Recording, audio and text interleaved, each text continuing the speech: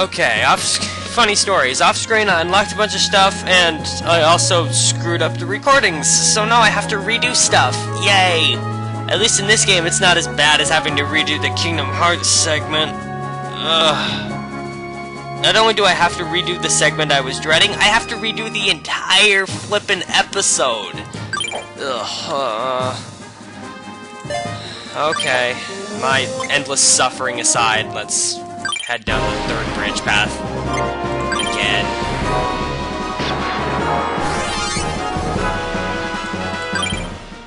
Maybe this time I'll remember better to turn on the CPU cam. Stop it. If you insist. No air Meteos for me. Clearly.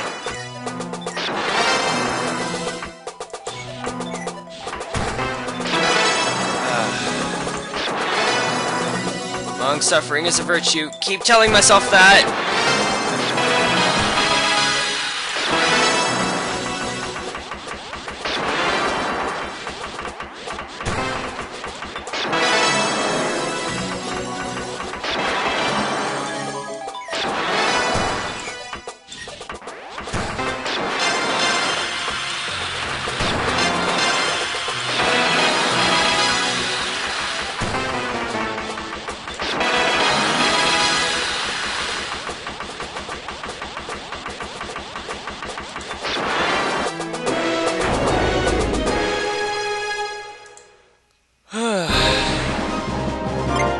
Down we go.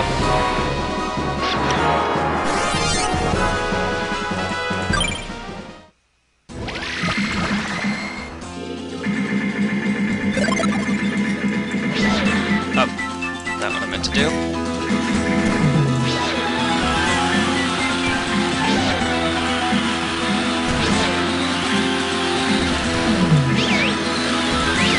I really like the danger music on this planet, though.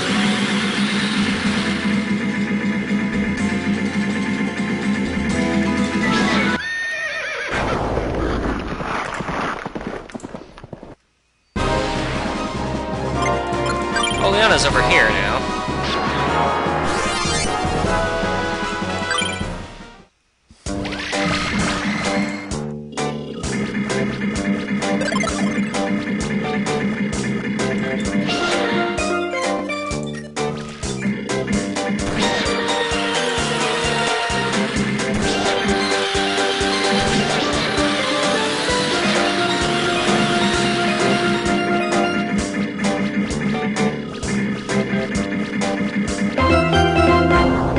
Easy. Now onto planets that you haven't seen before in this play. Gel-Gel. Gel-Gel's a hot, molten planet. I think there's only 14 of these indigenous species left. Gel-Gel moves really slowly, and its ignitions are pretty weak. Case in point. However, they do get stronger once you start building up a long chain. It just takes a little while. Fortunately, everything moves really slowly, so you've got plenty of time to make said chains. Also, vertical ignitions are always weak, so try to avoid those.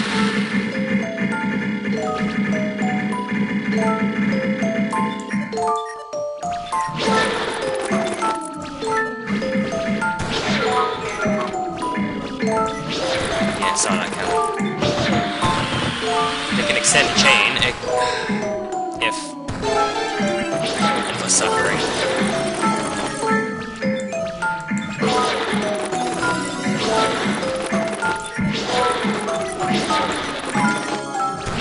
This is less than optimal.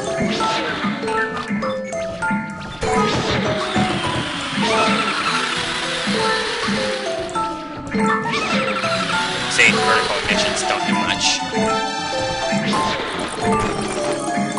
Get out of here.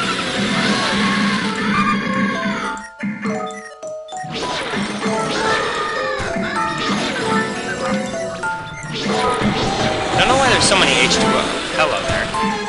Why there's so many H2O Meteos on this planet. It doesn't really make a whole lot of sense. What is going on? whole lot of nonsense is going on. Not a big fan. Oh, please, this is getting silly.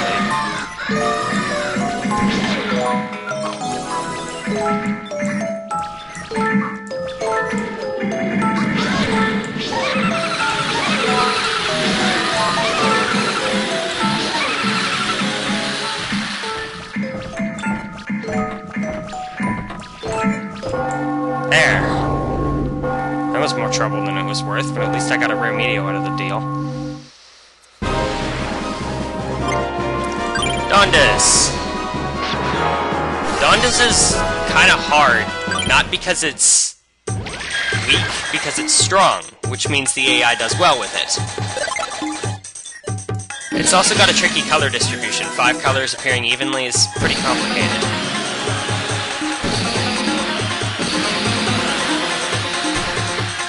Plus, you gotta make some pretty big mid-air chains for it to actually, you know, get rid of the cluster.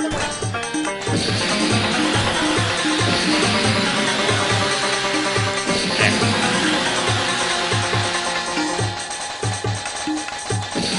And, of course, the natural power of the planet means that the AI doesn't like to die.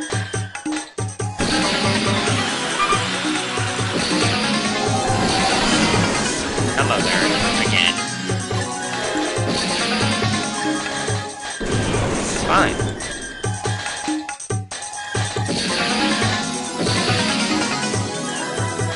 I'm not a big fan of this planet. Mainly, it's just...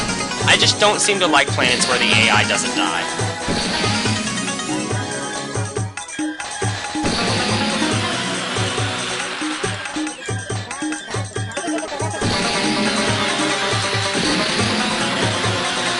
But anyway, this planet is plagued by Perpetual Dawn, if you can figure that out from the name. The inhabitants never sleep. Ever.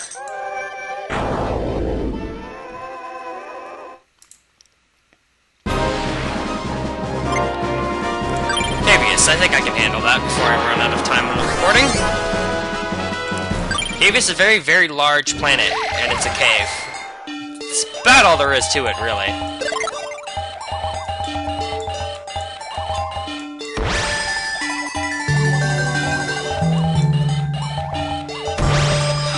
So aside from its big screen size, it's pretty basic.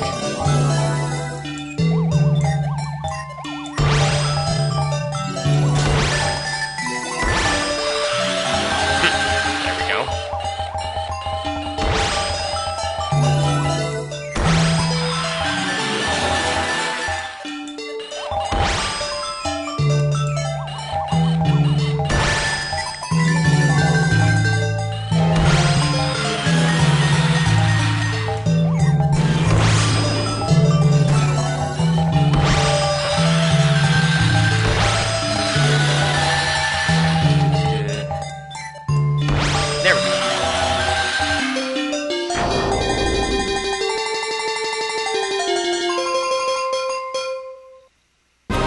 Now in the last recording, I lost on the next stage, so let's take a shortcut. I better have the option set correctly, or I'm going to rage.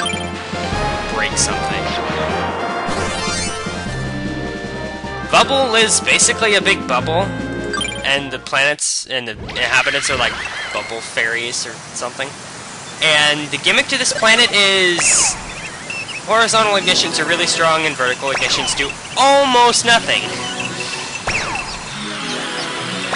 Needless to say, I don't really like this planet either.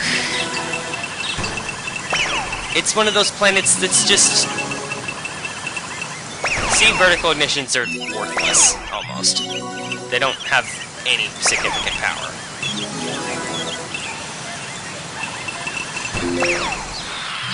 It's really hard to... Sometimes the AI just falls apart on that planet, other times it'll just refuse to go away. It's really bipolar. Anyway, here we go with this again.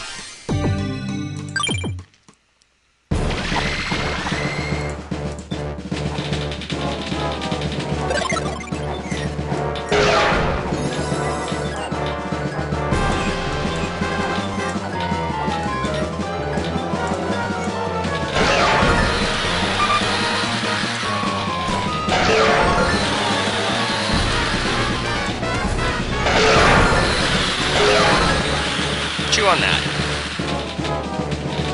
Only chewed on it. He said most of it back, too.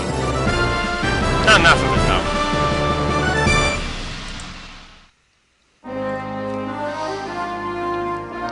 Now I get to read this again. Once planet Meteo blew up, the Meteos' rampage ended. Having lost their master, the wandering Meteos were drawn to the Meteos Arc, making a multicolored glow of utter brilliance. The Meteos Arc embarked on an endless journey.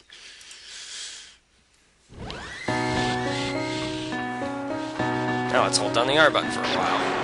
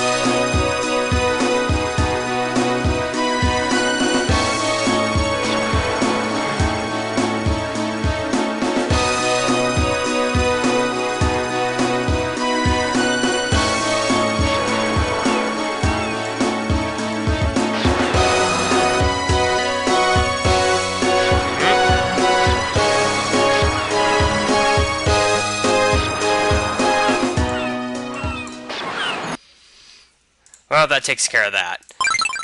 And I guess we'll call it here again.